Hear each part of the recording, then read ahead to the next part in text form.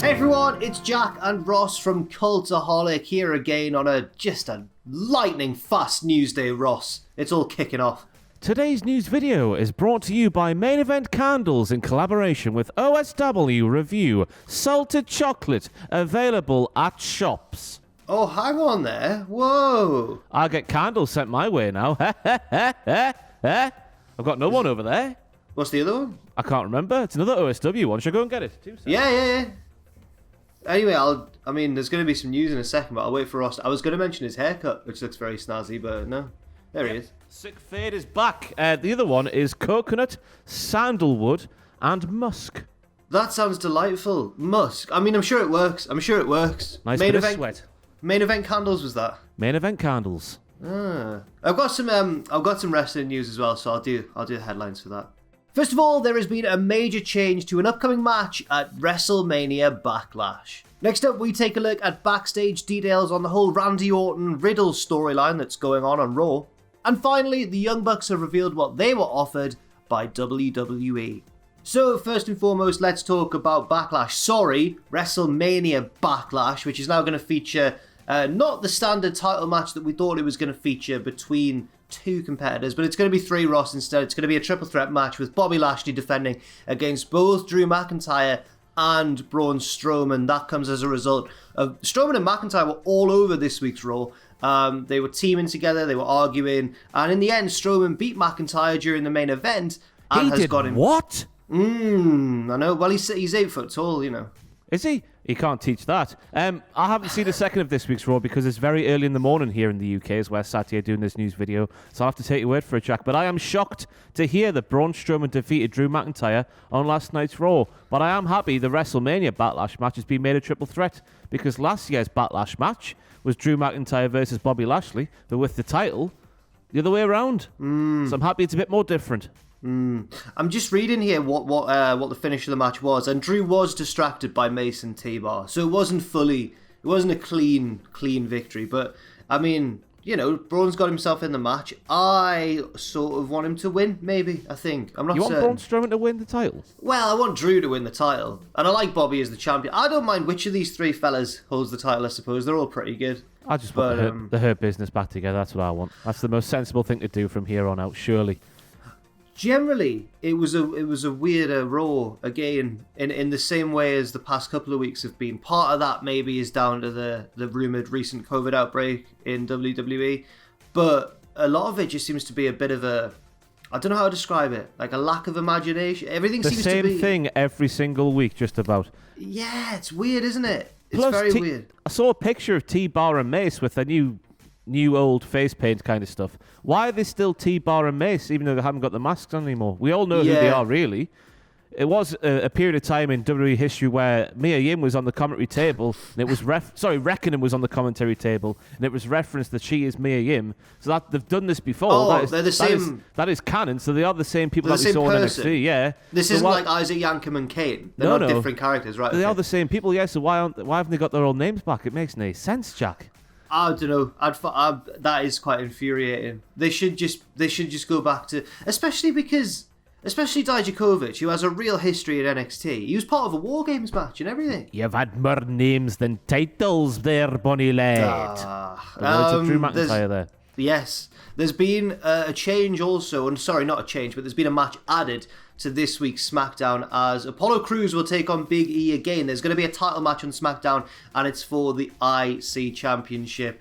SmackDown's running away with it at the minute, because when this got put in the news chat, everyone exploded and everyone went, SmackDown's just better than Raw, but it is. They're right. Many truths sort of being spat there, Jack, as the kids might say today. All the truths. So. It's weird that match wouldn't be on WrestleMania Backlash, though, since that was a match that took place at WrestleMania, and presumably, by and large, WrestleMania Backlash will just be the WrestleMania card backlashed. Yeah, I agree. It is strange. Maybe there's going to be another false finish. Maybe it'll set up. Maybe this will be the last match of the feud, although somehow I doubt it because it's been going on for a while. What are you doing there, Zeke? Commander Watch out for that Nigerian nail. You do. I think Big E's going to fall victim to it, unfortunately, because I feel like surely they've got to bring in a new challenger for Apollo at some point, and hopefully move Big E up the card towards I'm guessing, the main event scene. It seems like it's been a while, doesn't it, since Big E was talked about as... People were saying he might main event WrestleMania this year, but I remember heading towards the end of last year, Jack, everyone was saying, and me included, I'm sure you were as well, Big E for a Rumble win, Big E for a main event win at WrestleMania, but that hasn't panned out. And the main event picture on SmackDown these days, packed, innit? You got Rollins in there, Cesaro's in there, Reigns is in there. Who else is in there? Main event Juicer, that's his name. Yeah, Daniel Bryan. Daniel Bryan, yeah. Yeah, Edge hasn't shown up for a bit, I don't think. But No. yeah, it's pretty full. There's no room for Big E at the minute, which makes me think there needs to be a bit of a reshuffle in the next few months. But I don't know. You know, good luck to Big E, but I don't want him to win the title because it means he'll stay where he is. I think it'd be better if he loses to Apollo on Friday. Another sort of weird partnership now that's going on this week is the RK Bros, Ross. Are you familiar with the RK Bros? Do you see what they've done? Yeah, that's good. It's Randy Orton and it's Riddle. And Fightful basically have come up with some details regarding the background of this feud slash partnership, which it now is. Because remember, well, I'm saying remember, which is a bit of a cheat, because it was you who reminded me of this off camera. Not only was Riddle and Orton never really the plan at first, but what was it? You were saying that it was maybe Riddle versus Strowman? Randy Orton versus Strowman. Randy Orton versus Strowman on last week's Raw for the first time Raw. ever, because I would have just assumed that match has happened before, but it hadn't. I checked Cage Match. It's not on there. That would have been a first time ever matchup, and they didn't make it happen for whatever reason. Now we've got Braun Strowman obviously going off for the title, and now the RK Bros are going to get all kinds of hilarity on Monday Night Raw. Yeah, I hope Randy RKO's a pigeon that comes out of Riddle's feet. I'm getting shades of Al Snow and Steve Blackman with Randy Orton as the Steve Blackman. Obviously, I don't know what to think of it. Not too long ago, Randy Orton was burning a man alive, and now he's now a noble baby face, isn't he? Yeah, it's so weird. But Fightful have indeed come out with some details regarding this, saying, as of the late change to the Riddle-Sheamus match at WrestleMania, that switch to have Sheamus go over for the title, the plan was to have the two continue to feud, which obviously changed by the next night because Riddle lost the belt and Sheamus won it. Sheamus, for what it's worth, by the way, is now in this weird but quite entertaining storyline with Humberto Carrillo, where he doesn't deem him worthy of getting a US title shot. Sheamus then did, this is Fightful again, Sheamus didn't wrestle on the next two Raw shows, and Riddle started a short program with Randy Orton, who was planned, as you mentioned, for a program with Braun Strowman. The Strowman-Orton change was set the day of the show. Prior to that, we were told there weren't immediate plans for the Strowman-McIntyre vs. Mason T-Bar program that we now see. Those backstage in WWE said Orton was in favour of working with Riddle, and the changes were made. So not only has there been changes regarding Riddle and Randy Orton, and then throwing them together, kind of. But it's also kind of, it's showing that there's the cards, everything's in a bit of a state on Raw, Ross, is what I'm saying. Everything backstage plans are changing all the time. It does seem like it's a bit out of their hands as well, because as you say earlier on, there was a reported COVID outbreak last week or 2 weeks ago or something like true. that. So maybe they are just sort of, the numbers of the roster members they actually have to use are limited, so they're having to do the same thing week after week after week and then throw random people together here, there and everywhere. Bloody COVID, eh? Getting in the way.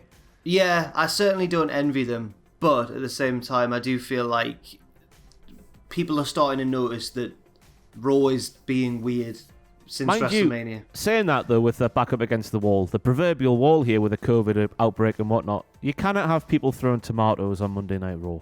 That's another bit I saw from last night. It was the New Day, wasn't it? Oh. What? Do people think that's funny backstage? I don't understand. Yeah, Vince. He loves slapstick. He loves wacky, doesn't he? Yeah, but is that slapstick? I honestly don't know. I really don't know, I'm afraid. I think, Ross, that it's only fitting to end on a news story regarding your favourite boys, the Young Bucks, talking about how much money they make. So that's good, isn't it? They used to do that when they were wholesome baby faces that we all should root for, while they were bragging about how much money they have and how they're, responsible for AEW's existence and stuff like that, because they're doing the same thing now. They are heels. Nerds. It works now. It's fine now. It does work now. Because they're heels, but yeah, they are acting exactly the same. They've got a bit of the Charlotte flair about them, whether they're exactly the same, whichever they are. But the Young Bucks were talking on the Talk and Shop podcast and revealed the offer made to them by WWE before they decided to join AEW. I remember at the time, there was all these wild stories coming out, like Hangman's going to be NXT champion and they've offered everybody massive contracts and everything. They're going to take over WrestleMania. And Matt Jackson said on Talking Shop podcast this week, I knew the kind of money the Good Brothers were getting. Everyone else was getting like 150 grand to start, but WWE was already offering us 500 grand, $500,000 each guaranteed. Matt said, at that moment we knew our street value and this was just the first offer. Apparently the contract also had a 10-month get-out clause, which is, I think, a clever move by WWE, but obviously it didn't quite work. Clever move by the Bucks as well, if that's the case, because what if the creatives... I know there was rumours at the time that all sorts of creative stuff would have been put in that contracts and whatnot. What was it called back in the day? Favoured nations. Oh, what wasn't it in the contracts back in the day? Oh, was it? Okay. Hogan and Kevin Nash and that in WCW. But yeah, it seemed to make sense for both sides just in case things weren't going well. And obviously you can see why WWE would offer the Young Bucks $500,000 a year guaranteed to get them in through the door, because they would have made a massive difference to NXT. Not just because they went for AEW, but because they are the Young Bucks and they are a big deal, no matter how much I don't like them.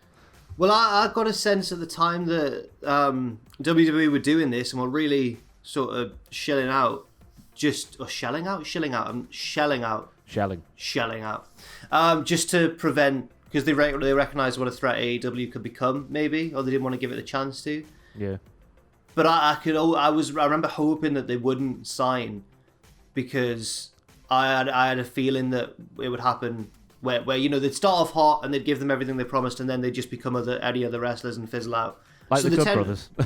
Well, yeah. So the 10-month get-out clause does make a lot of sense there, but $500,000 guaranteed. That's huge. For NXT people, that is staggering. I think I saw in the news a little while ago that people like Tommaso Ciampa, obviously not Finn Balor because he was on the main roster for a bit, but people like Ciampa were getting 150 to 175 or something a year or something to see $500,000.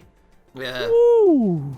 That is serious numbers. Anyway, on that note, thank you very much, Ross, for doing this news video with me. And as I mentioned when you went to get the candle, congrats on the new haircut. It's looking sharp. Thank you. It's all right. King Kobe up in Newcastle there.